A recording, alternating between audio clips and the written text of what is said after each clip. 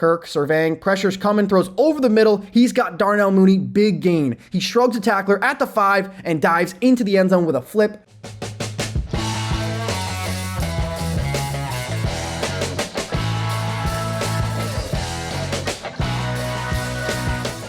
Hello everybody, and welcome back to another episode of the Bobby Valentine Sports Show. I'm your host, Frank Rampin.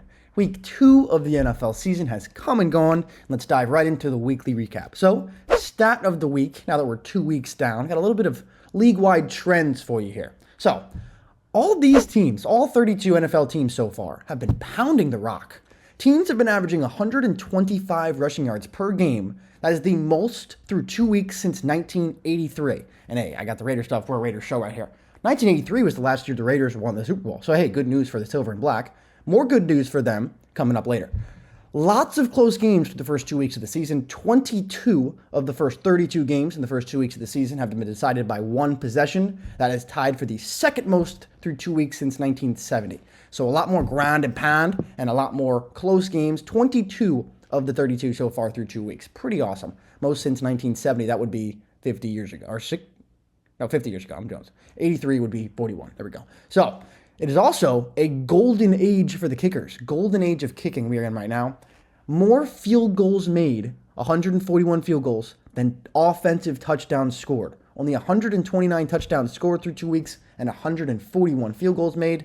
Kickers are 35 for 39 on 50-yard field goal attempts. And the only kicker in the entire NFL to miss more than one 50-yard field goal attempt, Justin Tucker, arguably the best of them all. Crazy. Kicking has been so good, and these guys are just making 50-yarders at will. It's unbelievable. Another interesting topic so far throughout this season is the struggles of the rookie quarterbacks. 5 rookie quarterbacks drafted within the 6, right? Because it was 1, 2, 3. It went Caleb Williams, Jaden Daniels, Drake May, and then J.J. McCarthy got picked, Bo Nix, and 6 quarterbacks taken in the first 12 picks of the draft. Raiders got shafted out of the last one, but it's okay. Rookie quarterbacks have been struggling mightily through 2 weeks in the NFL season. Rookie QBs have thrown a combined 196 passes in the NFL so far this season without a single passing touchdown. That is the most consecutive pass attempts by rookies without a touchdown pass to begin a season in the history of the NFL. So, struggles for Caleb Williams, struggles for Jaden Daniels, Bo Nix, J.J. McCarthy's hurt, obviously. Haven't seen Drake May. So, struggles for those 3 guys early. See if they can turn it around. Saw Caleb Williams play on Sunday Night Football against the Texans. He was getting absolutely harassed by that defensive line by the Texans. So now let's go to our play of the week. This one's going to take us out to Arrowhead Stadium, Kansas City, Missouri. This is a 2nd and 14 play on the last play of the third quarter. Mahomes takes the snap, surveys, looks left, throws deep down the left sideline, and Cam Taylor-Britt makes the most insane interception I may have ever seen. Plucks it out of the air with just one hand, just sticks right to the hand. What a catch that was. OBJ-like to pick off the former Super Bowl MVP and get the Bengals in business. So what a play that was. Potentially the interception of the season already in week 2. What a catch that was from Cam Taylor-Britt. And I mean, DB is not usually known for their hands, usually going to drop easy ones. What a catch that was, looking like a wide receiver. So from the game of the week, or play of the week to the game of the week, getting ahead of myself there. This will take us from Kansas City all the way to Philadelphia. Last night, Monday Night Football. What a game we saw between the Eagles and the Falcons. Battle of the Birds. And let's pick things up. So, Eagles on their first drive of the game, drive it all the way down inside the red zone, I believe inside the 10-yard line, turned over on downs. So, unable to come up with points on their first drive were the Eagles. I thought they were going to settle for a chip-drop field goal, but they decided not to. After the turnover and downs, though, the Falcons go down the field and kick a field goal. So, the Falcons lead 3-0. So now, next Eagles possession, Jalen Hurts on a 3rd and 11 play just inside the 20. Flushed out of the pocket. He's going to try to pick it up with his feet. Makes a man miss, bounces off another tackler, and picks up the first down inside the 5-yard line. That's what happens when your quarterback can squat 450 pounds. So now 2nd and goal. Hurts over the middle. Devontae Smith, touchdown. Great throw there from Jalen Hurts, threading the needle in between the corner and the safety. Touchdown for the Eagles, puts them ahead 7-3. So now Atlanta. Next Atlanta drive, they go all the way down inside the red zone, kick a field goal at the end of the first half to make it 7-6, Atlanta then gets the ball to start the second half, does virtually the same thing, kicking another field goal to make it 9-7. So Atlanta on top here in the third quarter. And then the next drive for the Eagles, they basically do the same thing the Falcons did the last two drives, drive into field goal range, kick a field goal, stall out inside the red zone, and kick a field goal. So 10-9 we sit here with about 4.5 minutes left to go in this third quarter. Still end of this third quarter, about 2 minutes remaining. 4th and 4 at about midfield for the Falcons. Cousins, feeling the pressure, hits Ray McCloud over the middle. Big first down for the Falcons, keeps this drive alive. Next play, 1st and 10 from the 41. Kirk surveying, pressure's coming, throws over the middle. He's got Darnell Mooney, big gain. He shrugs a tackler at the 5 and dives into the end zone with a flip. Touchdown Falcons. First touchdown of the day for Atlanta, gets them ahead. They do go for 2 to try to extend the lead to 17-10, but that one falls incomplete, trying to hit Drake London in a bunch of traffic there. So 15-10 is our score. 8:30 left in the fourth quarter here. 1st and 16 for the Eagles. Jalen Hurts on a QB draw, bouncing off of some more tacklers, fighting his way to about the 5-yard line. Good run there from Jalen Hurts, and like I said, that's what happens when your quarterback can squat 450 pounds. And they get to the 1-yard line. What are they going to do? Of course, the tush push punches them in there. They go on top. 16-15 after the touchdown. They're going to go for 2. So they're going to hand it to Saquon Barkley for the 2-point conversion to extend this lead to 3. Looks like he got it at first. They rule him short. What's going on? Big pile up of bodies. You cannot tell what's going on. No signal. Looks like they're spotting him short. Hurts has his hands up. He thinks it's a touchdown. Lane Johnson has his hands up thinking it's a touchdown. No signal. Side view. Looks like he's about to get there, but he's stopped midair. Somebody grabbing him by the legs there. Great play. But when you see from the other angle, Saquon's initial leap is stopped short, but the second attempt gets the ball over the plane. So 2-point conversion is good. Eagles take a 3-point lead, 18-15 late in this fourth quarter. Next, Atlanta drive. Big 4th and 1 here from their own 39-yard line. Kirk, under center, need to pick this one up to keep this alive. Just under 6 minutes to go. Hand off to Bijan Robinson, and he is popped in the hole by C.J. Gardner-Johnson. What a hit from C.J. G.J. to stop them on 4th down. Turnover on downs, Eagles ball at midfield.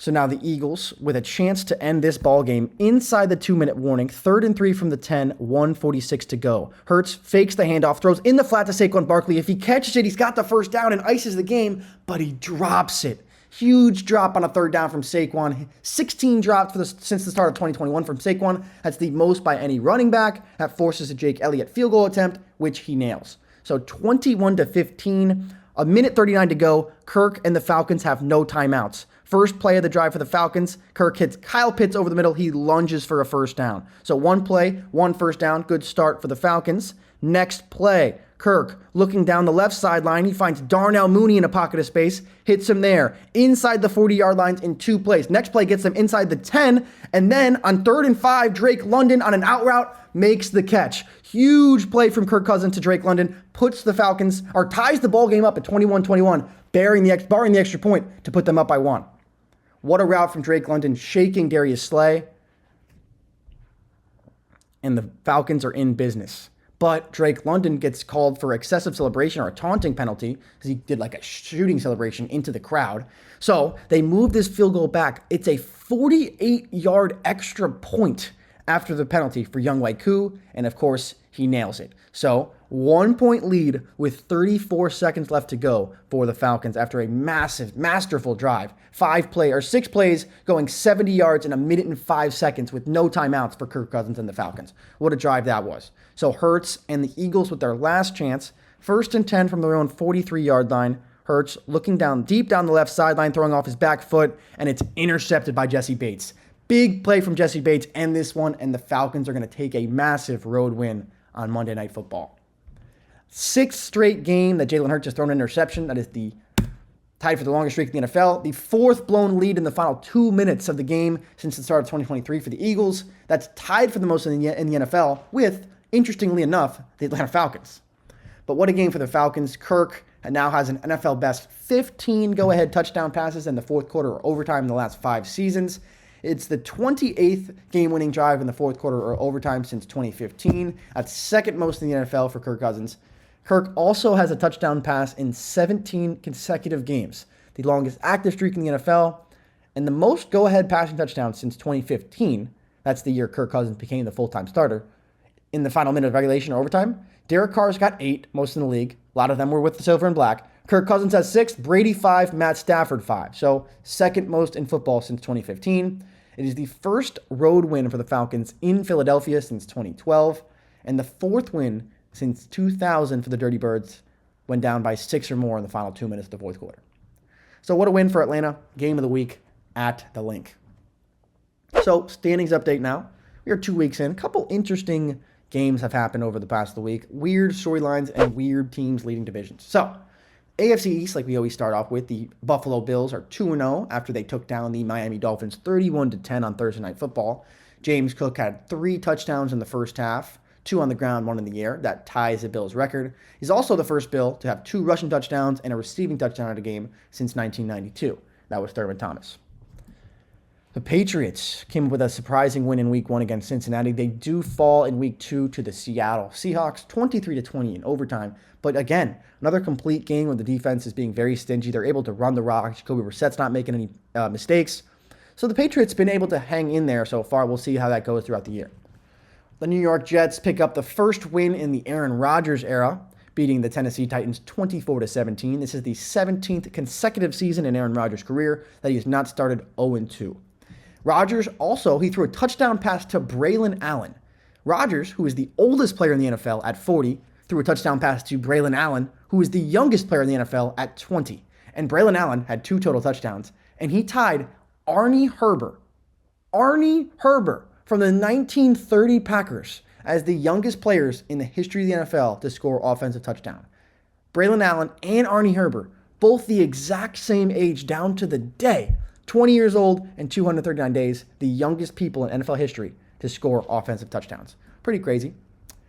The Miami Dolphins, I picked the Dolphins to win this division and go 11-6.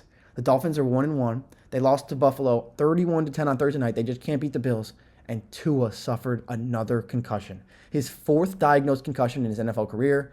And man, there's a lot of speculation going on about if Tua should retire, if he shouldn't, what he should do. I mean, just prayers up for Tua that he's healthy, he's feeling okay. And I hope this doesn't have any long-term effects. But man, very hard to see. It's the second time in Tua's career that we've seen him go into the fencing position where your body, I guess, and your brain shut down and you're just kind of very scary scenes down in South Florida. We hope Tua comes back, but I don't know, man. It's very interesting. There could be an early retirement from Tua Tagovailoa. We'll see. Devon Achane, one of 2 active players to have 13 touchdowns through their first 13 career games. The only other person to do that was Saquon Barkley back in 2018. The NFC East now. This is the weird division. So when I said a couple weird ones, this is one of them. So after that Eagles loss on Monday Night Football, every team in this division, except for the Giants, 1-1. Giants are 0-2. So that means, because the Commanders beat the Giants on Sunday, your Washington Commanders are the NFC East division leaders after 2 weeks. They're 1-1. They just beat the Giants 21-18 on 7 field goals by Austin Seibert. 7 field goals. They scored 21 points on 7 field goals. When's the last time you saw that? The Giants scored 3 touchdowns in this game, and they lost because they lost to 7 field goals. What a terrible day to be a Giants fan. That is absolutely brutal. Gosh. The Eagles, like I just said, fall to 1-1 on Thursday. Our Monday Night Football, 22-21 to Atlanta. Saquon, costly drop on that 3rd down. Leads the league, or leads running backs in drops since 2021 with 16. And at one point in this game, the Eagles had a 97.6% chance to win this game. 97.6. If Saquon just catches that ball, gets the first down, that game's over. Jeez. 4th blown lead in the final 2 minutes since the start of 2023. That is tied for the most in the NFL with the Falcons. And Jalen Hurts, 6 games with a pick in a row, threw 1 to end the game. The Dallas Cowboys blown out at Jerry World, 44-19 by the New Orleans Saints. This was one of the shockers of the weekend. It was the only game in the last 45 seasons that the Cowboys allowed a touchdown on 6 consecutive drives. Saints offense has been unbelievable. Cowboys had a really good week 1 against the Browns, but this was a setback for them. See what happens with them. Everything gets really loud with the Cowboys from week to week. After week 1, it was like, oh, this is a Super Bowl team. And now they're horrible. So Could go back to the Super Bowl back after week 3. We'll see. And the Giants 0-2, lost to Washington, like I said, on those 7 made field goals from Austin Seibert. The Giants just became the first team in NFL history to score 3 or more touchdowns, allow no touchdowns, and lose the game in regulation. History for the Giants. And overall, teams who have scored 3 or more touchdowns and not allowed a touchdown, they're 1,294-2 in the history of the NFL. Giants are one of those 2. Brutal for the Giants, and they're the only team to lose that game without going to overtime. Crazy. Over to the NFC North we go, or AFC North we go, with the Pittsburgh Steelers sitting at 2-0. The Steelers defeated the Broncos 13-6. They've only scored 1 touchdown in 2 games, but they're the only 2-0 team in this division. The defense is unbelievable. TJ Watt just passed Aaron Donald for the 5th most sacks in a player's first 8 seasons. He's unbelievable. He's a game wrecker. And here is that list for the most sacks in their first 8 seasons. Reggie White leads that list with 124, and it's really not close. DeMarcus Ware is next with 111. Jared Allen, 105. LT Lawrence Taylor, 104. Right ahead of TJ Watt, who has 98.5. But he's only 2 games into that year 8 season. So there's a chance he gets up there with Lawrence Taylor, Jared Allen, DeMarcus Ware. I'm not sure if he's going to get up there with Reggie White. He needs 26 sacks to do that. But hey, you never know. TJ Watt is a psycho. The Browns looked much worse in week 2 after week 1. Looked a lot better in week 2 after week 1. Offense still needs to figure out some kinks, but Deshaun Watson looked a little bit more comfortable moving the ball down the field, scoring a touchdown. I think they only scored 1, but still a decent day for the Browns, beating Jacksonville.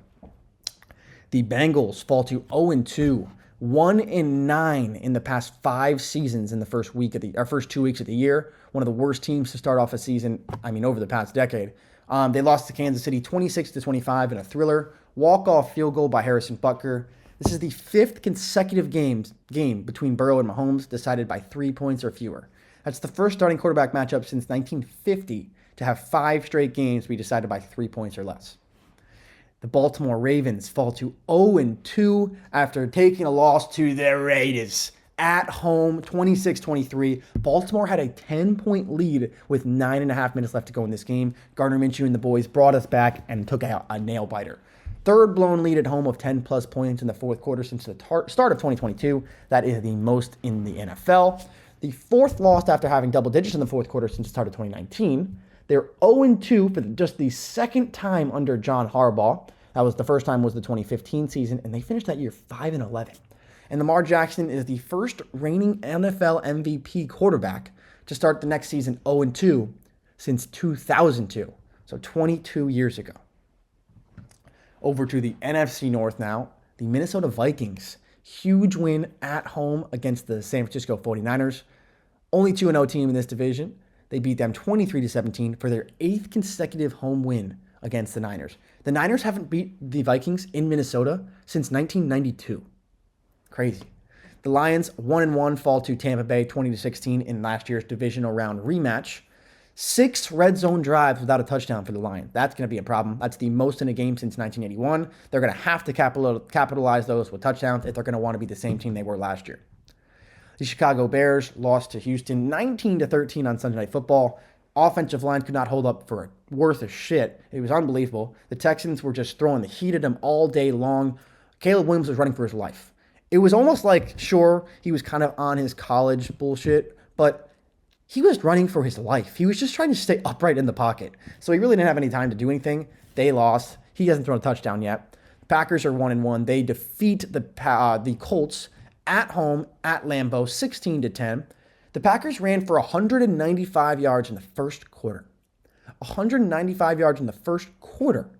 260 yards in the game, and it was their first team in NFL history to reach 800 regular season wins, the Green Bay Packers. Over to the AFC South. This is the only division in football in which there's a 2-0 team and then 3 0-2 teams. The only other division to have this happen since divisional realignment back in 2002 was the 2007 AFC East, when the Patriots were 2-0 and the Bills, Jets, and Dolphins were all 0-2. Crazy. So big lead for the Texans already, as good as it can get in 2 weeks. And Kaimi Fairbairn, their kicker, becomes the first player in NFL history to make 5 field goals of 50-plus yards in a 2-game span. The Tennessee Titans lost to the Jets 24-17. Will Levis has been a turnover machine. He really needs to take care of the ball. They had a heartbreaking loss in week 1 in which they were winning. The Bears did not score an offensive touchdown. They blocked the punt for a touchdown, and then Will Levis just shovel pass to try to get it out of bounds, I guess. Pick 6. This week, Will Levis, in the red zone, close game, he just flips one as he's getting sacked to his running back, ends up being a backward pass, fumble, picked up by the Jets. Will Levis has 5 turnovers in 2 games. 3 picks, 2 fumbles. That's more than 30 other NFL teams. There's only 32 of them. Will Levis has more turnovers than 30 of the 32 NFL teams. That is not going to cut it, man. Oh my gosh. The Jacksonville Jaguars fall to 0-2 as well as they fall to the Cleveland Browns 18-13 in a very sloppy game. Browns defense turned up this week. Didn't have a great week 1. Looked very good in week 2. Forced a safety, sacking Trevor Lawrence in the end zone. The Colts also 3-2, losing to Green Bay 16-10. Anthony Richardson made some poor decisions in this one. 3 picks thrown. A couple of them were pretty bad. One of them was a Hail Mary to end the game, but man, would love to have more from the Colts, especially playing against Malik Willis and the backup for the Packers. Now to the NFC South, the New Orleans Saints. How about the Saints right now? They just went into Jerry's World, beat the Cowboys 44-19 after beating the Panthers 47-10 in week 1. Sure, the Panthers are a little bit of a different opponent than the Cowboys are, but they scored more points against the Cowboys, or 3 less points against the Cowboys than they did against the Panthers. Alvin Kamara had 4 touchdowns, and in his last 2 games against Mike Zimmer-led defenses, because Mike Zimmer is now the defensive coordinator for the Cowboys, back in 2020, Kamara, against the Minnesota Vikings, when Zimmer was the head coach of the Vikings, he ran for 172 yards and 6 touchdowns. 172 total yards, not just ran for. 172 total yards and 6 total touchdowns for Kamara last time he played a Zimmer defense. So now, plays Dallas, Zimmer's the defensive coordinator, 180 total yards, 4 total touchdowns. And those are the only 2 games in Kamara's career where he has 4 total touchdowns. Unbelievable. The Saints scored a touchdown in each of their 6 drives of the game on Sunday, and they scored at least a touchdown or a field goal on the first 15 Derek Carr-led drives of the season. Man, that hurts me to say because I love Derek Carr. Derek Carr is the all-time leading passing yards, passing touchdowns, passing everything. Every passing stat that matters in Oakland Raiders history, Derek Carr leads it. And we gave him up for nothing. And now he's the best quarterback in the league. He's got 2 games where he's just absolutely shredding defenses, throwing bombs to Rashid Shaheed. I mean, man, I would like to see that in the silver and black still. Sure, Gardner Minshew's been okay. He leads the league in completion percentage, Gardner Minshew does. But he's nowhere near the level of talent that Derek Carr is. That's just my opinion. The Saints have scored 91 points through their first 2 games this season. That's tied for the 4th most through 2 games in the history of the NFL. The Tampa Bay Buccaneers improved to 2-0 as well, beating the Detroit Lions 20-16. Big win in the playoff rematch from last year that the Bucs ended up losing. Baker Mayfield had a good day. So did Chris Godwin. And the Atlanta Falcons improved to 1-1 after beating the Philadelphia Eagles last night, 22-21. Kirk Cousins led a game-winning drive of 6 plays, 70 yards in a minute and 5 seconds with no timeouts. And I read all the stats already. So the Carolina Panthers, oh boy, one of the worst teams in the history of the NFL that I've ever seen. I think they're going to go 3-14. That's what I said before the season. It might be worse than that. They're 0-2 so far. They just lost 26-3 to the Chargers. Bryce Young does not have a touchdown, and he's benched. After 2 weeks of the season, only 18 games in his NFL career, Bryce Young has been benched. Bryce Young, this season, in 2 games, 245 passing yards, 0 touchdowns, a total of 8.9 QBR this season. And the Panthers as a whole are averaging 6.5 yards per game, or 6.5 points per game, They scored 10 points in week 1 and 3 points in week 2. They have a negative 60-point differential through 2 weeks. That's the worst in the NFL since 2019 through 2 weeks. And Bryce Young just became the first quarterback to be picked number 1 in the draft to be benched in his 2nd season for a non-injury reason since 1967. The Panthers pulled the trigger. They decided they're going to bench Bryce Young, have Andy Dalton play against the Raiders this week. First number 1 overall draft pick to be benched in his 2nd season for not an injury since 1967. Absolutely brutal for Bryce Young. Hopefully he'll be able to bounce back. Not this week, though. We need the Raiders to win. Chargers in the AFC West are 2-0 after they just beat those Panthers I was just talking about. They beat them 26-3. They're 2-0 for the first time since 2012. J.K. Dobbins became the first player to run for 100 yards in his first 2 games with the team in the history of the Chargers franchise. The Chiefs are also 2-0. They beat the Bengals 26-25 on a walk-off field goal from Harrison Butker. 5 straight games decided by 3 points less between Burrow and Mahomes. That's the first QB matchup since 1950 to have that happen. Mahomes had 151 yards, 2 touchdowns, and 2 picks in this game. It was his fewest passing yards in a game in which he ended, didn't get hurt, come out for an injury. The fewest amount of passing yards in a game that he finished in his entire career. 8th consecutive win for the Chiefs, including the postseason, so they've been on a roll. The last team to beat the Chiefs was the Raiders last year on Christmas. And speaking of the Raiders, they improved to 1-1, beating the Baltimore Ravens 26-23 in Baltimore. They came back from down 10 with 9.5 minutes to go left in the fourth quarter. They scored 13 points in those final 9:30. And the Raiders, before this game on Sunday, had lost 49 consecutive games when trailing by 10 or more points in the fourth quarter. It was their first win since week 1 of the 2016 season against the New Orleans Saints. And that was a magical year. If you remember, if you're a Raiders fan, that was the year when Derek Carr was absolutely shredding the league. He was an MVP candidate. The Raiders had 12 wins. 12 wins going into last week of the season. And guess what? Derek Carr broke his leg on Christmas Eve, and it was the worst day of my life. We lose in the playoffs, so maybe we can get a little bit of magic from 2016. We had the first win when trailing by 10 plus points in the fourth quarter since that magical year. So, please, Lord, please. Let's see what the Raiders do this year. Gardner Minshew leads the league in passing. Our completion percentage at 77%. And Brock Bowers. How about Brock Bowers, the tight end from Georgia, had his coming out party in Baltimore this weekend. Most receiving yards in Raiders history among tight ends to their first 2 career games with 156, breaking the record from... I jonesed that up. Bowers. Coming out powder for Brock Bowers. Most receiving yards in Raiders history among tight ends in their first 2 games with 156, and he broke Amari Cooper's record for the most receptions by a Raiders rookie in their first 2 games with 15. Unbelievable from Brock Bowers. He was so good. I think he had 8 or 9 receptions in this game for about 90-something yards. And how about Max Crosby? I had to wear the Max Crosby jersey today because the man is an absolute game wrecker. Max Crosby is a dog. A dog. 2 sacks, 4 tackles for loss, 1 pass deflection, and he played 100% of the defensive snaps. That's just what Max Crosby does. And here's the list of the defensive linemen who have played every single defensive snap since the start of the 2022 season. Max Crosby's done it 15 times. Aaron Donald, once. Nick Bosa, once. Greg Gaines, once. Derek Brown, once. There's 4 guys who have done it once, and Max Crosby has done it 15 times to play every single defensive snap since the start of the 2022 season. The guy's just a different animal. He gets in there every single play, and he's going to disrupt you in the backfield. Whether it's run play, passing play, who cares? He's going to blow right through your line, and he's going to lay you out. I love watching Max Crosby play. He is the man. I think there might be you see this right here? Marcus Allen signed. We've got Tim Brown, Howie Long. There might be a location for Max Crosby signed jersey in the near future.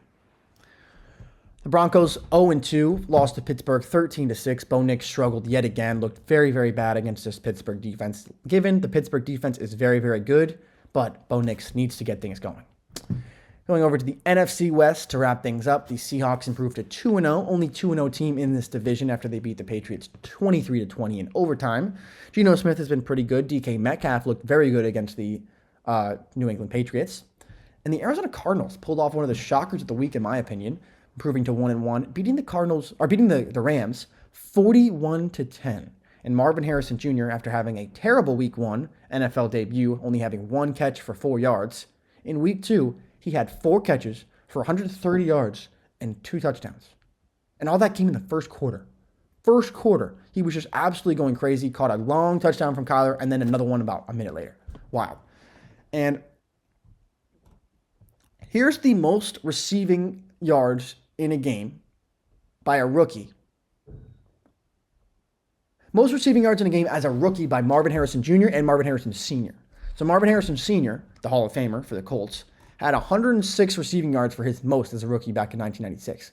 His son, Harrison Jr., just smashed that at 130 yards this year in his second career game, all coming in the first quarter. What an animal. The San Francisco 49ers took a shocking loss to the Minnesota Vikings, 23-17 on the road. Third road loss since week 8 of the 2022 season, and 2 of those 3 were at Minnesota. And I said before, they have not won in Minnesota since 1992. And the Rams fall to 0-2 after losing to the Cardinals 41-10. Shocking loss from them. They have injuries to Puka Nacua, Cooper Kupp now, offensive line. They're going to need to get healthy before they can start making things happen. So that wraps things up for this week. Wild 2 weeks of the NFL season. We are back in action. Things have been great so far. So hopefully we can keep things going every single week with baseball on Monday, football on Tuesday. Hopefully you enjoy the 2 episodes a week for the next month or so until the MLB playoffs come to an end. But that'll do it for us. Make sure to check us out on Instagram, TikTok, Twitter, all that good stuff. And make sure to hit up the bvacademy.com for any questions about Valentine Sports Academy. But that'll do it for us here. I'm Frank Rampin. Peace out.